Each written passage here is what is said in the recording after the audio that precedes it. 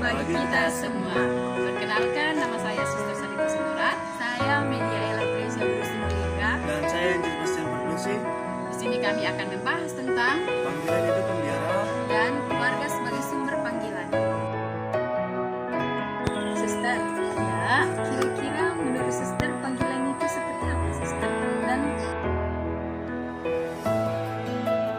mengapa keluarga itu disebut sebagai sumber panggilan? Baik, terima kasih.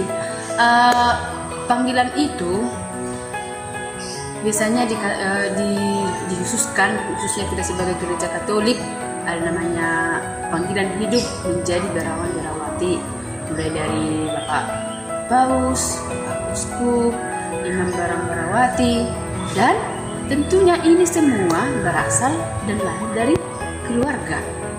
Kenapa dari keluarga? Karena dari keluarga itulah terbentuk. Maka di keluarga itu perlu diciptakan suasana doa. Maka dikatakan keluarga itu menjadi gereja kecil. Kenapa dikatakan gereja kecil? Karena dari semua yang kita lakukan, semua yang kita dapatkan itu, yang kita dewasa, tentu berasal dari keluarganya. Keluarga itu selalu membawa dampak positif khususnya dalam iman. Karena dari situlah kita semakin bertumbuh dewasa, bisa semakin aktif dan tumbuh dalam iman ya. Dan hal-hal yang sudah ditetapkan dalam keluarga itulah yang menunjukkan iman itu akan bertumbuh sejak kecil. Bisa dikatakan kita mereka itu semua pertumbuhan itu akan semakin membawa kita ke dalam suatu iman, dan disitulah akan muncul panggilan itu. Baik kita berrelasi bersama di keluarga dan di mana saja, dan itu sama-sama membawa dampak-dampak positif. Dan dengan relasi kepada sesama, khususnya di dalam hidup gereja, itu akan membuat seseorang itu semakin mengimani ataupun semakin melihat, bahkan merasakan ada itu, sehingga dia mampu menjawab. Karena apa? Karena kita sudah memupuk hal-hal rohani. Makanya tadi saya katakan perlu dibuat hal doa, misalnya dikatakan. Bagaimana pengalaman suster di keluarga sehingga terpanggil menjadi biarawati? Pengalaman saya menjadi biarawati itu memang saya rasakan itu bagaimana di keluarga. Saya lahir dari keluarga dan kami itu ada 6 bersaudara. Saya anak ketiga dan saudara saya ada 3 laki-laki. Jadi kami 3 laki-laki, 3 perempuan. Jadi saya itu dididik dari keluarga sejak kecil, khususnya bapak saya ya, yang selalu membina kami untuk tetap bagaimana berdoa, bagaimana tetap mengikuti sekolah minggu. Karena bapak saya juga dulu sangat-sangat aktif dalam gereja, khususnya sebagai pengurus, bahkan pernah menjadi guru sekolah minggu saya. Nah, di keluarga itu kami banyak hal mengikuti yang ada berbau kegiatan gereja, entah Natal, Paskah, perlombaan di paroki. Nah, itu sudah ditanamkan sejak kecil, dan bapak saya itu selalu mendampingi dan di keluarga itu bagaimana kami juga aktif terlibat semua membuat doa ketika mau makan. Walaupun di antara adik saya juga tidak selalu ada yang mau atau prinsip, tapi saya sendiri memang sejak kecil sudah diajari, dan saya sudah berani bahkan aktif juga di masa-masa UMK. Nah, itu semua membuat saya semakin kuat, dan bahkan panggilan itu sudah mulai bertumbuh sejak kecil.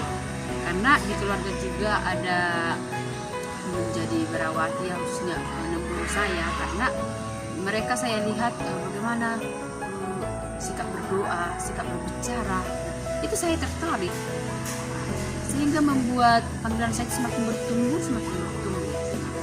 Begitu saya selesai tamat SMA, saya memutuskan untuk masuk biara. Karena apa? Karena bagi saya untuk biara itu adalah sesuatu hal yang benar-benar menyenangkan. Walaupun dalam perjalanan tidak selalu hal yang apa yang saya bayangkan itu, karena namanya juga mengikuti Yesus kan. Nah, mungkin kamu juga pernah mengalami tantangan kan. Nah, tantangan itu untuk semua orang berlaku, baik kita sebagai awam, sebagai berawati. Karena itulah semakin memurnikan hati kita, apakah benar-benar kita mengikuti Yesus yang sejati. Nah, seperti Santo Agustinus kan. Santo Agustinus itu kan dulu termasuk mulai dari kecil dia itu kan nakal, besar juga dia suka berpoya-poya, jauh dari jalan Tuhan, begitulah ya. Nah, tapi karena seorang ibu namanya Santa Monica, tahu ya, pernah dengar ya? Pernah. Nah, Santa Monica itu kan orang yang sangat dekat kepada Tuhan. Nah, peran seorang ibu di situ sangat-sangat membawa pengaruh kepada anaknya Santo Agustinus tadi, dengan doanya yang sungguh-sungguh luar biasa, sungguh-sungguh dihayati, disampaikan kepada Tuhan, sehingga pelan-pelan hidup Santo Agustinus pun semakin lebih baik. Dan dia akhirnya apa? Jadi dia jadi pewarta, bahkan dia menjadi santo, menjadi teladan, khususnya bagi kita gereja Katolik ya. Dan dalam kitab suci juga disampaikan oleh Yesus kan, bagaimana perumpamaan seorang anak yang hilang ya. Anak yang hilang itu kan tahu seperti apa ceritanya itu. Dan anak yang hilang itu kan dia sudah diberikan harta, diberikan materi secukupnya, tetapi justru dia berpoya-poya. Dia tidak menerima, tidak memanfaatkan dengan baik, tetapi justru dia berpoya-poya, akhirnya hidupnya pun jadi kacau. Hidupnya kacau dan dia pergi ke negeri orang kan. Nah, tetapi apa yang terjadi? Seorang bapak, ya kan? Seorang bapak yang begitu lembut hatinya, begitu dia rendah hati, menerima kembali, merangkul anaknya itu kan. Nah, itu tadi kita lihat tadi. Akhirnya apa? Karena dengan penerimaan bapaknya itu, dia pun mau kembali ke jalan yang baik, ya kan? Suster, Iya. tadi kan sudah suster jelaskan kalau panggilan itu dimulai dari keluarga. Terus bagaimana keluarga yang broken home itu, suster? Bagaimana dia bisa mempertahankan panggilannya, suster? Begini, Medi, memang ya seperti saya katakan tadi ya, saya jelaskan tadi bahwa memang keluarga itu dibina dengan baik, sehingga tumbuh panggilan begitu ya. Terus kamu tanya tadi kenapa jadi yang keluarga tidak harmonis begitu ya, yang ada yang berkonflik. Ya memang banyak dari kalangan berawati juga yang keluarga itu memang tidak selalu baik. Bagaimana dengan itu begitu ya, tapi kok bisa lihat panggilannya itu ya memang tentunya itu setelah masuk dalam biara itu tentu banyak pergulatan atau hal yang akan disembuhkan dari dirinya, seperti si Agustinus itu kan, kalau bapaknya dulu kan seorang kafir, tidak percaya kepada Tuhan. Nah, gimana itu? Tetapi dia bisa menjadi seorang santo yang mulia lah. Nah, tetapi kan ada juga dukungan dari ibunya, begitu ya, dan bisa akhirnya menjadi berubah lebih baik. Begitu juga lah yang berawati itu, walaupun jadi kurang harmonis, banyak masalah, tetapi imannya bisa menjadi lebih baik, yaitu karena relasinya kepada sesama dan juga bisa dikatakan karya Roh Kudus. Jadi panggilan itu benar-benar dari karya Roh Kudus. Karena kamu menanyakan hal itu, Begini, suster. Saya ada kenal seorang suster, tapi dia dari keluarga broken home. Dia hanya tinggal bersama ibunya lagi. Tetapi dia bertekad selalu menjadi biarawati. Ibunya melarang dia menjadi biarawati, tapi dia terus bertekad menjadi biarawati. Padahal dari keluarganya aja dia udah dilarang menjadi biarawati, suster.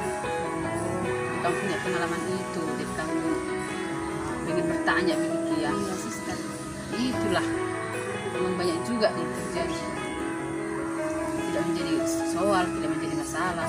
Tapi kalau itu sudah panggilan dari Tuhan kan, ya itulah yang harus kita terima dan kita tanggapi.